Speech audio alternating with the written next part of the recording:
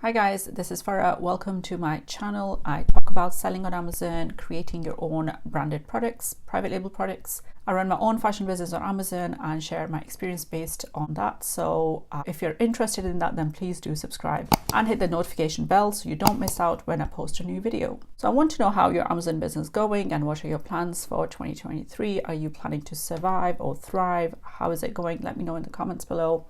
I feel like I've seen a few ups and downs on this selling on Amazon journey, and it feels like we are going through another, uncertain time with the recession looming and the cost of living crisis. And it makes you think that, Amazon is one of those brands that are still around. As it turns out, Amazon is one of the most loved consumer brands in the world. And obviously, as sellers, we have a love-hate relationship with Amazon. We spend a lot on Amazon, we make a lot of money from Amazon, but we have a mixed kind of feeling and relationship with Amazon. And the kind of time we're going through where inflation is so high, and generally there is this sentiment of doom and gloom.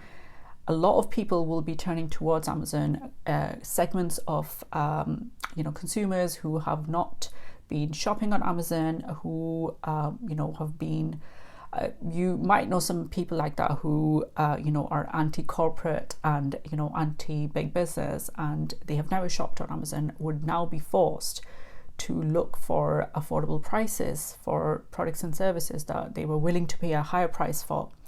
Well, that is no longer the case because of recession and cost of living crisis. It's affecting every part of society, every income group.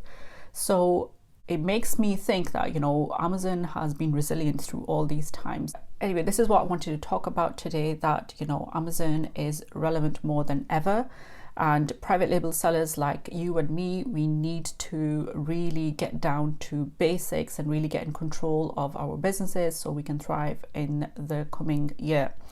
And that's what I wanted to talk about today. So let's get started. I started my business on Amazon in 2008 and 9. And, if you guys remember, at that time, we were going through the credit crunch, the financial crisis, all of that. And I feel like we are kind of there again, where there is this, feeling of doom and gloom, and, people are uncertain. Cost of everything is going high, and people are looking for affordable options. At that point, I was starting out, and all these years later now my business is established and has been selling for a while.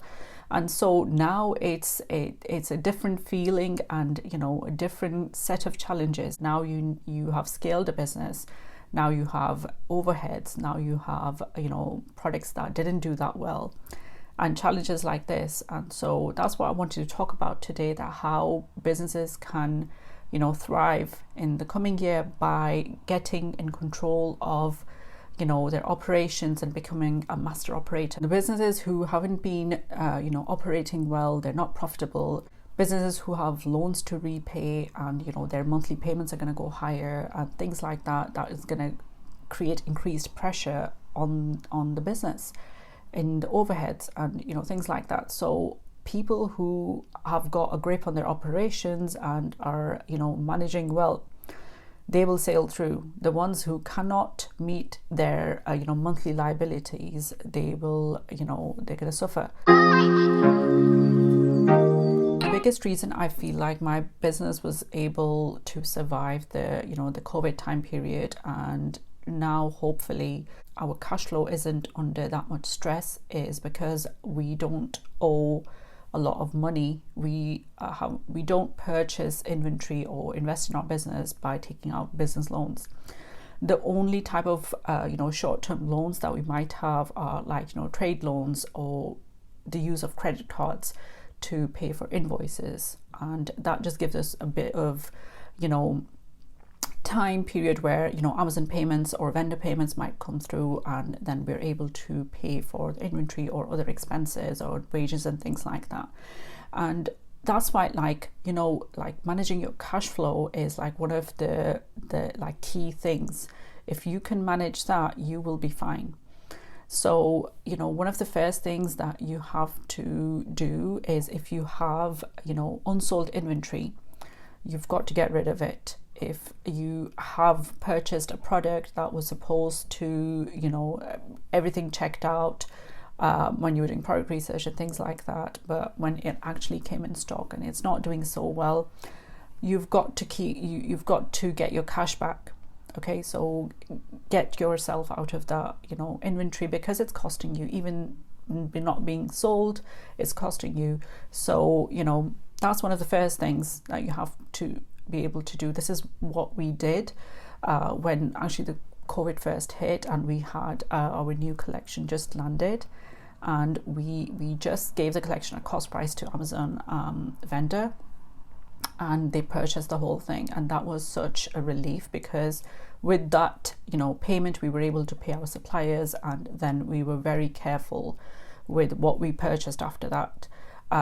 Low quantities, and just buy as you sell. That's what we stuck to and have been sticking to since then. You have to manage your business in a way where it's extremely efficient, and you are working on a lean model where there is cash flow is good. You're buying product and it's selling out, and then you're buying some more and sell it at profit.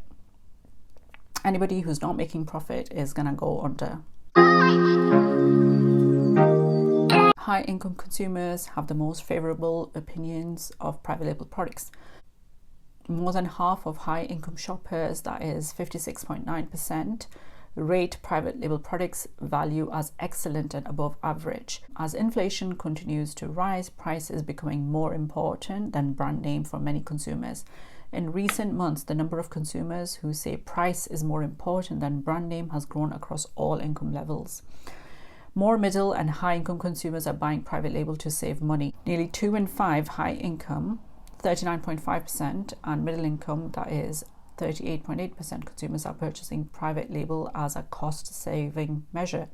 So this cost of living crisis is affecting every income level group, and nobody's beyond that. Whether you are a millionaire or you are, a working class person, it's affecting everybody, and everyone has to make sure the pound that they are earning goes further. This is where Amazon private label sellers who are running their businesses like a tight ship will sail through and thrive, because you've got to be really efficient and lean in order to stay profitable and offer affordable prices at the same time, because consumers are looking for it. You just have to show up in front of them. Okay, right place at the right time. I made a really detailed video about how to become profitable and manage your profit margin on Amazon. Make sure you guys go watch this. I will link it in the cards above and in the description below. So selling on Amazon, when I started out, it's not the same anymore. It's evolving, it's getting more complex, and whoever is not evolving with it is gonna pay the price. One of the things that I have done in my business to avoid overstock, because that can happen in fashion quite a bit, is local sourcing. Especially being based in Manchester, it is easy enough to do. There are a lot of suppliers around here where I can buy in-season product really easily. Made a video about that. I will also link that in description below and in the cards above. You will find that helpful, but it has helped me immensely over the last 2-3 years. Being able to keep my stock levels at just the right amount, being able to do the returns, and just keep managing the cash flow and not have too much money tied up in stock. In these times, any company who can increase revenue and is profitable is going to be gold and is going to survive. And we all the sellers must take a lesson from how Amazon operates, and how Jeff Bezos has ingrained this thing in the company throughout, that you must find profitability from within the company. I mean, look at the way they are building the ad console. There are new features coming every single week, and there are new offers coming. I made a detailed video about one of the things, Amazon Ad Accelerator, that I recently tried. Just the minimum spend for the sellers to qualify for this, ad management offer from Amazon is 15k, 15,000 pounds from just per month for a full funnel service, and that is just cash for Amazon and ad spend. And so go watch this video, and you will learn like how aggressively they're working to increase PPC support for sellers. And Amazon advertising is growing at a faster rate than Google and Facebook. So there is we as sellers have got to learn from that where can we manage our performance really well in PPC, so we can take that we're handing over that cash to Amazon, that we can keep it within the business and manage our ads really well. So the gist of this video is that you've got to become profitable.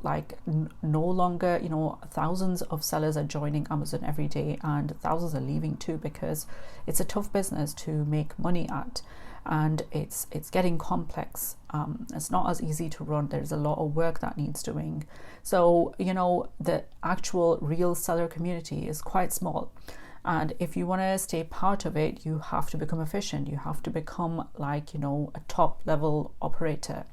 And that's the only way to, thrive on Amazon and survive and, carry on doing this business, which is really, kind of a lifestyle business where, it's flexible. You can work from home and things like that. It's really family friendly. And so, those of us who started on earlier on Amazon have enjoyed those benefits at at a level where we didn't have to put in as much work and didn't face as many challenges. But obviously, as I said, Amazon selling is evolving. We've got to evolve with it, and that's the name of the game. Let me know in the comments below, what challenges are you facing? What is holding you back in your business? You can also email me at hello@farahfinds.com. and I would try to help you as much as I can. Anyway, this is it from me today. I will see you guys next time with another video. Bye now.